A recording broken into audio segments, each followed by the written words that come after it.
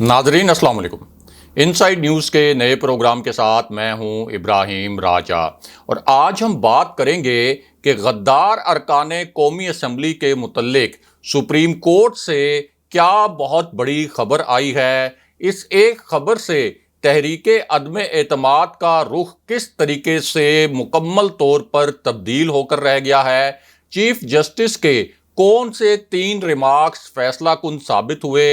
फजलुर रहमान के साथ supreme court में क्या हुआ और वज़ीर आज़म इमरान खान को क्या नई और तहलका खेज इंटेलिजेंस रिपोर्ट मिली। हमारे जिन दोस्तों ने अब तक हमारे चैनल को सब्सक्राइब नहीं किया उनसे हम कहेंगे कि हमारे चैनल को सब्सक्राइब कर लें ताकि उन्हें अहम मालूमात बर वक्त मिलती रहें। अब वापस आते हैं आज के मौजू पर, यानी गद्दार अरकाने कौमी असम्बली के हवाले से सदारती रेफरेंस पर सुप्रीम कोर्ट से क्या बहुत बड़ी खबर आई है और गद्दार अरकाने कौमी असम्बली पर अब क्या नई क़यामत टूट पड़ी है। सबसे पहले आपको एक ब्रेकिंग न्यूज़ से आगाह करते हैं, एक ताज़ा तरीन खबर से आगाह करते हैं। ये एक ऐसी ब्रेकिंग न्यूज़ है जिसमें 2 नए धमाका खेज इंकशाफात किए गए हैं, 2 नए हकायक सामने लाए गए हैं। ये ऐसे हकायक हैं और ऐसे इंकशाफात हैं जो इससे पहले मंजरे आम पर नहीं आए थे, लेकिन अब इन इंकशाफात की बाज़ाब्ता तस्दीक की गई है। और ये जो खबर है, ये खबर बराह रास्त army chief general Qamar Javed Bajwa के मुतल्लिक है। इसी खबर का ताल्लुक पाक फौज से भी है। ये खबर वज़ीर आज़म इमरान खान से भी जुड़ी है और इसी खबर का ताल्लुक मरियम नवाज से भी है। और ये एक ऐसी खबर है जिसने तहरीके अदम एतमाद का पूरा पैटर्न, जिसने तहरीके अदम एतमाद का जो पूरा मामला था, इसको तब्दील करके रख दिया है। तो मामला ये है कि अब फौज के मुतल्लिक और army chief general Qamar Javed Bajwa के मुतल्लिक एक हैरान कुन किस्म की खबर आई है। बहुत ही आप कह सकते हैं कि अनएक्सपेक्टेड खबर है। कोई भी तवक्को नहीं कर रहा था कि इस तरह की ये खबर आएगी और एक इंटेलिजेंस रिपोर्ट में जो इंकशाफात किए गए, उन इंकशाफात ने बहुत से हलकों को हैरान करके रख दिया है। और वो इस तरह कि फ़ौज के ख़िलाफ़ और army chief general Qamar Javed Bajwa के ख़िलाफ़ सोशल मीडिया पर हाल ही में एक बहुत जहरीली किस्म की मुहिम चलाई गई और जाहिर ये किया गया कि army chief general Qamar Javed Bajwa Tehreek-e अदम एतमाद के पीछे हो सकते हैं या फ़ौज का इशारा हो सकता है तहरीके अदम एतमाद के पीछे। इसलिए एक मुहिम चलाई गई जनरल बाजवा के ख़िलाफ़ और फ़ौज के ख़िलाफ़ और तासुर ये दिया गया कि ये जो मुहिम है ये तहरीके इंसाफ का सोशल मीडिया सेल चला रहा है और तहरीके इंसाफ के सोशल मीडिया के जो कारकुन हैं वो असल में जनरल बाजवा के ख़िलाफ़ और फ़ौज के ख़िलाफ़ मुहिम चला रहे हैं। लेकिन जब इस पूरे मामले की ऑफिशियली और बाज़ाब्ता तौर पर तहकीकात की गई तो इन तहकीकात में 2 धमाका खेज किस्म के इंकशाफात हुए और ये ऐसे इंकशाफात थे जो ऑपोजिशन पर बिजली बनकर गिरे हैं। कोई भी तवक्को नहीं कर रहा था कि इतनी जल्दी इस इंटेलिजेंस रिपोर्ट में इस किस्म के इंकशाफात होंगे। और वो इंकशाफात ये हुए कि नून लीग का जो सोशल मीडिया सेल है जिसे मरियम नवाज हेड करती हैं, इसने बहुत ही मुनज़्ज़म मनसूबा बंदी के साथ, बहुत ही प्लानिंग के साथ जो नून लीग के सोशल मीडिया सेल के अकाउंट्स थे, उन्होंने अपनी जो डिस्प्ले पिक्चर्स थी ट्विटर पर उनको बदला और वहाँ पर पीटीआई से रिलेटेड जो डिस्प्ले पिक्चर्स थी, यानी वज़ीर आज़म इमरान खान की पिक्चर लगा दी या पीटीआई के झंडे की पिक्चर लगा दी और फिर फ़ौज पर और जनरल कमर जावेद बाजवा पर इल्ज़ामात लगाने शुरू कर दिए ताकि ज़ाहिर ये किया जा सके कि ये जो तनकीद है और ये जो इल्ज़ामात हैं ये असल में पीटीआई का सोशल मीडिया सेल लगा रहा है। लेकिन असल में ये मुस्लिम लीग नून के सोशल मीडिया के जो अरकान थे वो ये काम कर रहे थे और उन्होंने सिर्फ अपनी डिस्प्ले पिक्चर्स बदली थी। अब हुआ ये कि प्राइम मिनिस्टर इमरान खान ने इस पूरी मुहिम का नोटिस लिया, क्योंकि प्राइम मिनिस्टर इमरान खान या तहरीक इंसाफ की क़यादत की जानिब से तो इस तरह के कोई डायरेक्टिव्स नहीं थे कि फ़ौज के ख़िलाफ़ कोई मुहिम चलाई जाए। उसके बाद FIA को हुकूमत ने ऐसे अकाउंट्स की तफसीलात फराहम कर दी पूरी जो डिटेल्स थी वो फराहम कर दी, जहां से फौज के खिलाफ मुहिम चल रही थी और army chief general Qamar Javed Bajwa के खिलाफ मुहिम चल रही थी। और फिर FIA ने जो तहकीकात की तो पता ये चला कि 90% से ज़ायद अकाउंट्स जो कि जनरल बाजवा के खिलाफ मुहिम चला रहे थे, जो फौज के खिलाफ मुहिम चला रहे थे, ये अकाउंट्स असल में नून लीग के सोशल मीडिया सेल और ऑपोजिशन की जो दीगर पार्टीज हैं उनके सोशल मीडिया सेल्स के ये अरकान हैं। और अब वफाकी वज़ीर इत्तलात ने बाकायदा इस रिपोर्ट के मुतल्लिक ऐलान भी किया है कि FIA की फाइंडिंग्स क्या हैं। अब यहाँ एक बहुत बड़ी खबर और भी है, और ये जो खबर है ये इस्लामाबाद हाई कोर्ट के बाहर होने वाले एक अजीब किस्म के तमाशे के मुतल्लिक है। और ये तमाशा भी बड़ा ही अनएक्सपेक्टेड था। बहुत से लोग इस तमाशे पर हैरान हुए, लेकिन कुछ लोग ऐसे भी हैं जिन्हें अंदाज़ा था कि इस्लामाबाद हाई कोर्ट के बाहर इस किस्म का तमाशा होने वाला है। और ये जो तमाशा था ये उस वक्त हुआ जब मरियम नवाज़ की इस्लामाबाद हाई कोर्ट में पेशी थी। और मरियम नवाज़ इस्लामाबाद हाई कोर्ट में पेश होने के बाद उसी कोर्ट के बाहर जहां उनके मुकदमात चल रहे होते हैं वहां मीडिया टॉक शुरू कर देती हैं ताकि अदालतों को दबाव में लाया जा सके, और उनका जो सियासी लाओ लश्कर है वो भी उनके साथ होता है। अब अदालत में पेशी के बाद मरियम नवाज ने जब मीडिया से बात की तो फौज के मुतल्लिक दो ऐसी बातें कर दी जिस पर वहां मौजूद सहाफ़ी हैरान रह गए। और उनके लिए बहुत हैरानकुन था कि मरियम नवाज की जानिब से फौज के मुतल्लिक इस तरह के नुकात कैसे उठाए जा सकते हैं। यानी वो मरियम नवाज और वो मियां नवाज शरीफ जो army chief general Qamar Javed Bajwa को बराह रास्त धमकियां देते थे,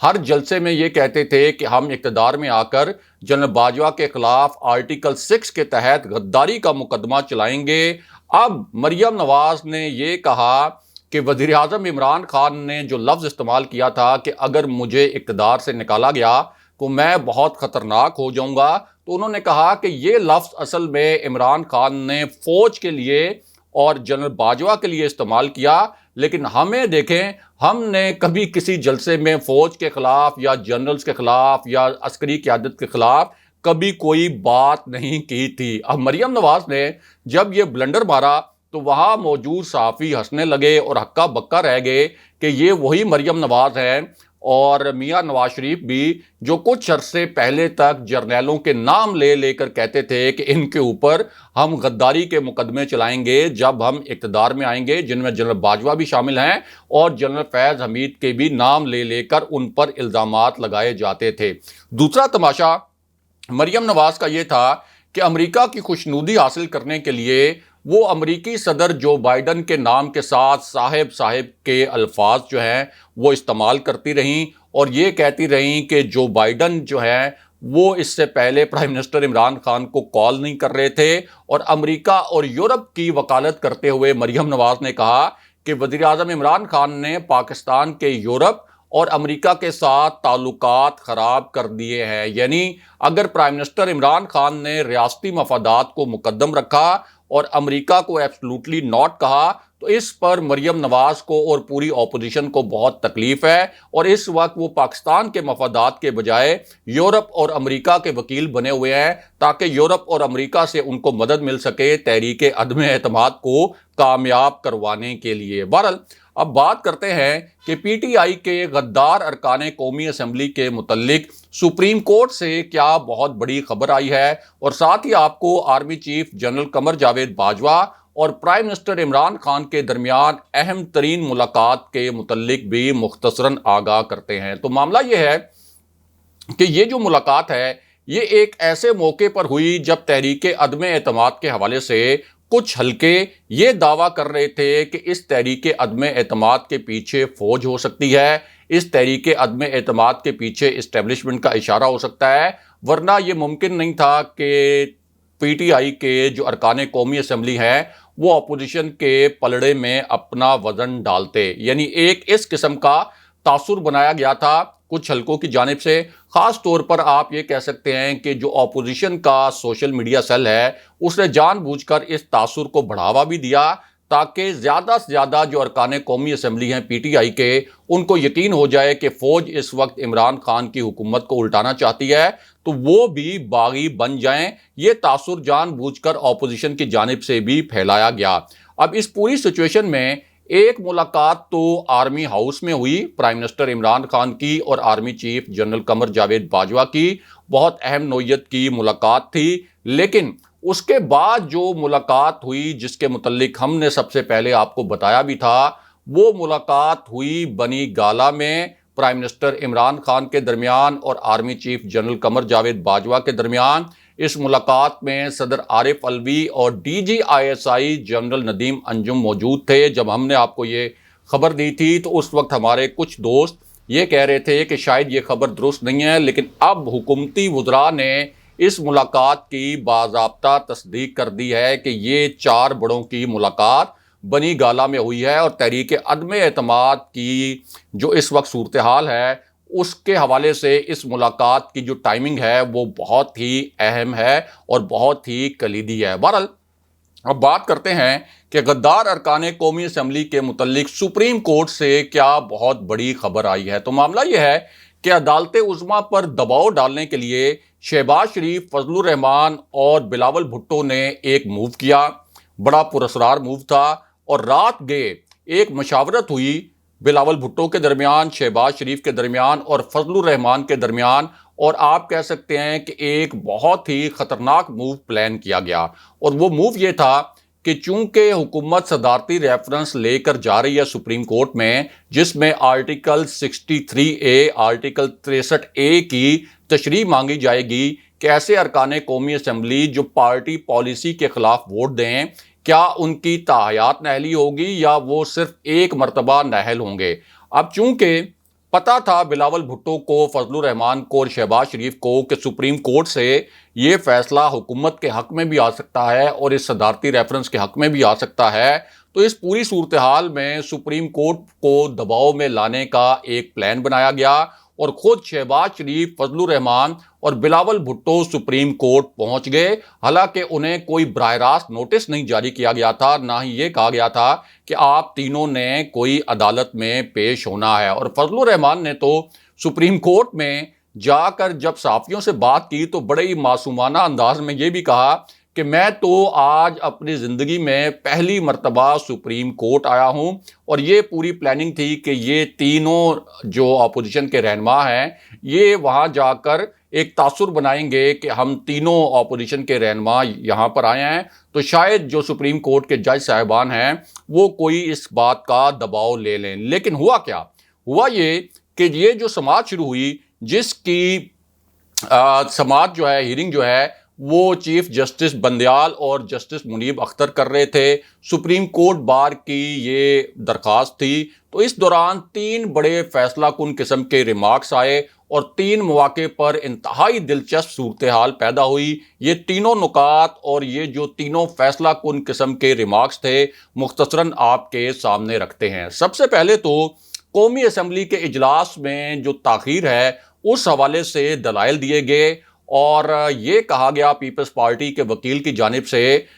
جج صاحبان کے سامنے یہ دلیل رکھی گئی کہ اسپیکر قومی اسمبلی نے بڑا غیر آئینی کام کیا ہے، ان کو 21 مارچ کو یا زیادہ سے زیادہ 22 مارچ کو قومی اسمبلی کا اجلاس بلانا چاہیے تھا، کیونکہ اپوزیشن نے جس دن ریکوزیشن جمع کرائی تھی اس کے 14 دن کے اندر یہ اجلاس بلانا لازم تھا۔ یہ فاروق ایچ نائک نے وہاں پر دلائل دیے۔ لیکن ہوا کیا؟ ہوا یہ کہ جب فاروق ایچ نائک نے یہ کہا کہ غیر آئینی طریقے سے قومی اسمبلی کے اجلاس میں تاخیر کی جا رہی ہے، اس لیے سپریم کورٹ اس کے اندر انٹروین کرے، تو اس پر چیف جسٹس نے کہا کہ اگر اسپیکر نے کچھ دن کی تاخیر کی ہے تو اس کی وجوہات بھی ضرور بتائی ہوں گی، اور اسپیکر نے ظاہر ہے کہ اس کی وجوہات بتائیں کہ OIC کانفرنس کی وجہ سے نہ سینٹ کا ہال اویلیبل تھا اور نہ ہی قومی اسمبلی کا ہال اویلیبل تھا کہ قومی اسمبلی کا اجلاس بلایا جاتا۔ اس کے بعد چیف جسٹس نے یہ بھی کہا کہ ہم واضح کر دیں کہ سپریم کورٹ پارلیمنٹ کی اس کارروائی میں مداخلت کا کوئی اختیار نہیں رکھتی، یعنی یہ چیپٹر کلوز ہو گیا کہ اسپیکر کے پاس یہ اختیار تھا کہ وہ 21 या 22 मार्च के बजाय 25 मार्च को इजलास बुलाएं। और इस हवाले से सुप्रीम कोर्ट ने यह तासुर दिया कि सुप्रीम कोर्ट इस मामले पर मुदाखलत नहीं करेगी, ये स्पीकर का अख्तियार है। लेकिन उसके बाद इंतहाई दिलचस्प सूरत हाल उस वक्त पैदा हुई जब सुप्रीम कोर्ट बार के वकील ने ऑपोजिशन की नुमाइंदगी करने की कोशिश की। यानी सबको पता है कि इस वक्त सुप्रीम कोर्ट बार जो है वो ऑपोजिशन के हाथों में खेल रही है, और यही सुप्रीम कोर्ट बार मियां नवाज शरीफ की नाअहली के खात्मे के लिए भी सुप्रीम कोर्ट में एक पटिशन लेकर गई थी। अब सुप्रीम कोर्ट बार के जो वकील हैं उन्होंने कहा कि जो सदारती रेफरेंस हुकूमत लेकर आई है, ये सदारती रेफरेंस तो सिरे से काबिल समात ही नहीं। यानी सुप्रीम कोर्ट ये फैसला कर दे कि ये सदारती रेफरेंस काबिल समात नहीं है, लेकिन उनके दलाइल इतने कमज़ोर थे कि जज साहिबान ने तंज करते हुए सुप्रीम कोर्ट बार के वकला से कहा कि आज आप बिल्कुल भी तैयारी नहीं करके आए, आपको नहीं मालूम कि किस आर्टिकल का हवाला किस मौके पर देना है, आपके दलाइल इतने कमज़ोर हैं कि ये तो उल्टा ऑपोजिशन का नुकसान कर देंगे। यानी तासुर ये था कि आप ऑपोजिशन के फ़ायदे के लिए यहाँ आए हुए हैं, लेकिन आपके दलाइल इतने बोदे और इतने कमज़ोर हैं कि इससे उल्टा ऑपोजिशन को नुकसान हो जाएगा। उसके बाद जस्टिस मुनीब अख्तर ने 3 फैसला कुन ऑब्जर्वेशंस दी, जिससे तहरीक अदम एतमाद का आप कह सकते हैं पूरा रुख तब्दील होकर रह गया है, और ये तहरीक अदम एतमाद उलट कर रह गई है। एक तो जस्टिस मुनीब अख्तर ने यह कहा कि आर्टिकल 17 के तहत सियासी जमातों के हकूक होते हैं। यानी आर्टिकल 17 जो है ये सियासी जमातों के हकूक बयान करता है कि एक सियासी जमात के क्या राइट्स हैं, और आर्टिकल 95 के तहत वोट का जो हक है ये सियासी जमात का होता है। यानी सियासी जमात के पास ये हक होता है, सियासी जमात के सरबराह के पास ये हक होता है कि वो अपने पार्टी अरकान को बताए कि उन्होंने पार्टी पॉलिसी के तहत किस मामले पर किसके हक में और किसकी मुखालफत में वोट देना है। आर्टिकल 95 के तहत वोट का हक सियासी जमात को होता है, ये जस्टिस मुनीब अख्तर ने कहा। उसके बाद जो उनका सबसे हैरान कुन कर देने वाला और हैरान कुन जो नुक्ता था वो ये था कि आर्टिकल 95(2) के तहत किसी भी रुकने कौमी असम्बली के इनफरादी वोट की कोई हैसियत नहीं होती। यानी अगर पार्टी सरबराह ये कहे कि आपने तहरीक अदम एतमाद के हक में वोट नहीं देना, और पीटीआई का कोई रुकने कौमी असम्बली ये कहे कि मैं तहरीक अदम एतमाद के हक में वोट दूंगा, यानी पार्टी पॉलिसी की खिलाफ वर्जी करे, तो उसके इनफरादी वोट की कोई हैसियत नहीं होती। आर्टिकल 95(2) के तहत जस्टिस मुनीब अख्तर ने बड़े वाज़े अल्फाज में ये बताया कि आर्टिकल 95(2) ये कहता है कि इनफरादी वोट की कोई हैसियत नहीं होती। उसके बाद जस्टिस मुनीब अख्तर ने यह भी कहा कि मियां नवाज शरीफ और बेनज़ीर भुट्टो के जो केसेस थे उसमें सुप्रीम कोर्ट इसी किस्म की ऑब्जर्वेशंस दे चुकी है इससे पहले। यानी इससे पहले एक अदालती नज़ीर, अदालती मिसाल मौजूद है, और जब अदालती नज़ीर मौजूद हो तो आने वाले दिनों में जो पटिशन्स डाली जाती हैं उनका फैसला भी उन्हीं अदालती नज़ीरों की बुनियाद पर ही किया जाता है। फिर जस्टिस मुनीब अख्तर ने यह भी कहा कि सियासी जमातें जो हैं उनका वोट एक इज्तमाई हक तस्वुर किया जाता है। यानी सियासी जमात का वोट इनफरादी नहीं हो सकता, इनफरादी अरकान का वोट नहीं हो सकता, बल्कि ये एक इज्तमाई हक तस्वुर किया जाता है। इसका मतलब यह है कि प्राइम मिनिस्टर इमरान खान जो फैसला करेंगे तहरीक इंसाफ के अरकान कौमी असम्बली को वो फैसला इज्तमाई तौर पर पार्टी का फैसला समझकर मानना पड़ेगा। और उसके बाद जो वहां पर बॉडी लैंग्वेज थी शहबाज शरीफ की, बिलावल भुट्टो की और फजलुर रहमान की, वो देखने से ताल्लुक़ रखती थी। इसका मतलब यह है कि साफ नज़र आ रहा है कि सदारती रेफरेंस में अगर आर्टिकल 63A की तशरीह ये जो रिमार्क्स दिए गए हैं इनके मुताबिक होती है, जो इसी के मुताबिक होती नज़र आ रही है, तो फिर ये गद्दार अरकान कौमी असम्बली वोट नहीं डाल सकेंगे तहरीक अदम एतमाद के हक में, और अगर वोट डालते हैं तो फिर इनके वोट शुमार नहीं किए जाएंगे, गिनती नहीं होगी। और 24 मार्च को अब इस सदारती रेफरेंस पर बाकायदा समाअत भी होगी, और इस हवाले से तमाम जो सियासी जमातें हैं ان کو نوٹسز بھی جاری کر دیے گئے ہیں۔ اگلے پروگرام تک کے لیے خدا حافظ۔